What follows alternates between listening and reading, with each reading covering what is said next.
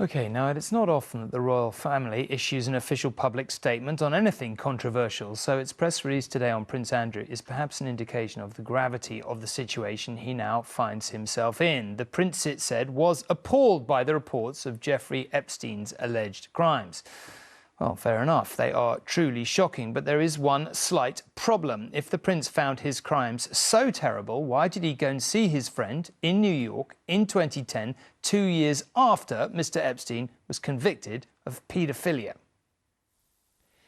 The year is 2010, and from the door of his New York apartment, Jeffrey Epstein emerges onto the street. He's with an unidentified woman. At this moment, the wealthy American financier is a convicted sex offender.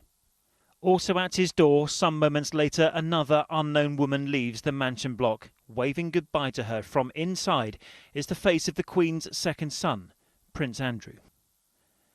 The footage emerged at the weekend, 8 days after Epstein hanged himself in prison while awaiting trial for new sex trafficking charges. The video of the Prince forced Buckingham Palace to issue a statement. It said, "The Duke of York has been appalled by the recent reports of Jeffrey Epstein's alleged crimes. His Royal Highness deplores the exploitation of any human being and the suggestion he would condone, participate in or encourage any such behaviour is abhorrent." The video is from the same 2010 trip Prince Andrew made to New York, when this picture was also taken of the pair out for a walk. When that emerged, Prince Andrew said the visit to his then friend was an error of judgment. Their friendship began many years ago, and in 2001 the Prince was photographed with 17-year-old Virginia Roberts, who has accused Epstein of sex offences. In 2008, Epstein was jailed for child prostitution and sentenced to 18 months in prison.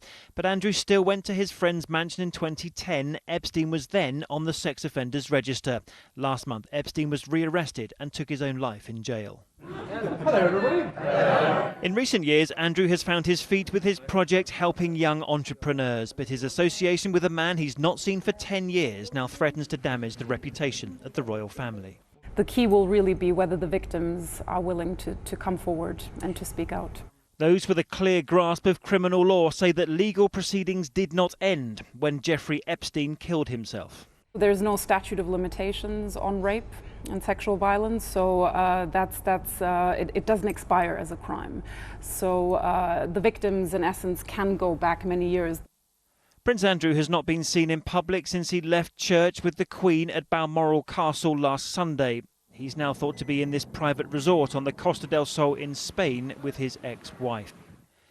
What happens now for Prince Andrew will depend on what Epstein's alleged victims do or say next. And Chris is here, of course. Look, if he was so appalled by this man and his crimes, why did he go and see him after he'd been convicted of some of them in 2010? I mean, that's the key question. I mean, a royal source said to me tonight that this situation for Prince Andrew looks, quotes, ugly, and it's pretty hard not to disagree with that when you look at it, and that's without any implication of wrongdoing whatsoever.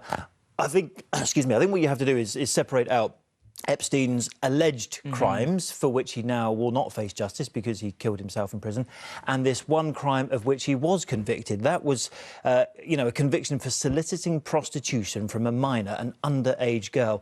Happened in 2008, and yet, 2 years afterwards, Prince Andrew decides to hang out with him in New York, both at his huge apartment. By all accounts, it was the biggest, mansion block in New York. And you've seen that picture of him walking with Epstein in Central Park.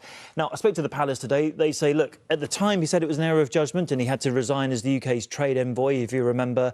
He still maintains that was an error of judgment. But I think you have to conclude it's a pretty big one, and one I think he's going to struggle to recover from. As for what happens now, I mean, it's all down, as you heard the legal expert there say, it's all down to what the victims decide to do. But as you well know, Tom, no one in the royal family is above the law, apart from the Queen herself, who is the law to all intents and purposes. But Prince Andrew is not above the law.